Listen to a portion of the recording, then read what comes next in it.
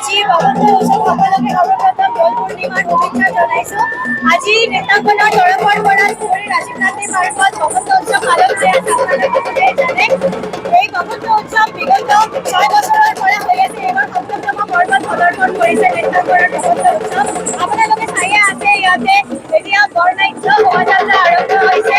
আমাৰ শোভাযাত্ৰাত বিভিন্ন ঠাইৰ পৰা বিভিন্ন ওচৰ চুবুৰীয়াৰ ঠাইৰ পৰা দল আহিছে। ইয়াতে তেওঁলোকে প্ৰদৰ্শন কৰি আছে তেওঁলোকৰ যিবিলাক সাংস্কৃতিক আছে সেইবিলাক কৰি আছে।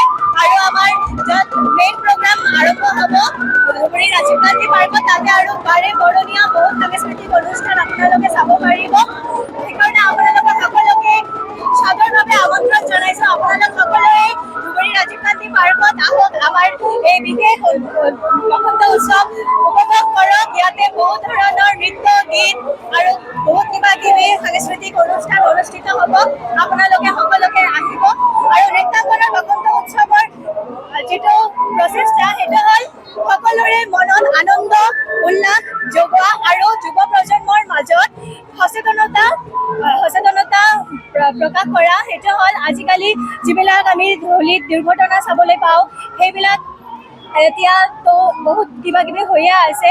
তো ইয়াতে আহি আপোনালোকে নিজৰ পৰিয়াল নিজৰ বন্ধু বান্ধৱ সকলোকে লৈ আনন্দ কৰিব পাৰিব।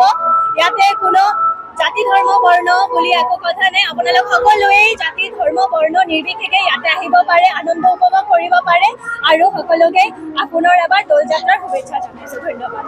হয়, নমস্কাৰ। আপোনালোকৰ জৰিয়তে অসমৰ লগতে সমগ্ৰ বিশ্ববাসীক আমি আজিৰ দিনটোত শুভেচ্ছা আৰু আন্তৰিক অভিনন্দন জনাইছোঁ।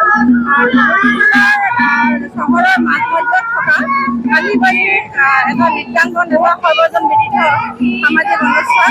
ইয়াতে সকলো ধৰ্মৰ সকলো স্তৰৰ মানুহে আজি বসন্ত উৎসৱ পালন কৰাৰ এই কাৰ্যসূচীত ভাগ লৈছে। আমিও আহিছোঁ।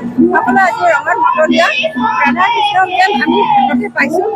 কৃষ্ণ ভক্তিত সকলোৱে মতলীয়া হৈছে আৰু বিভিন্ন সাংস্কৃতিক প্ৰদৰ্শনেৰে কৃষ্ণৰ ভক্তিত গদগদ হৈ নাম কীৰ্তন হৰিনামে মুখৰিত হৈ আজি ধুবুৰী চহৰ উলুলি মুলুলি হৈছে। আৰু আপোনালোকো আহিছে এই বাতৰি প্ৰচাৰৰ কাৰণে আপোনালোকক বহুত বহুত ধন্যবাদ জনাইছোঁ। যিকোনো খবৰৰ বাবে যোগাযোগ কৰক আমাৰ এই নম্বৰত 9181 307 221।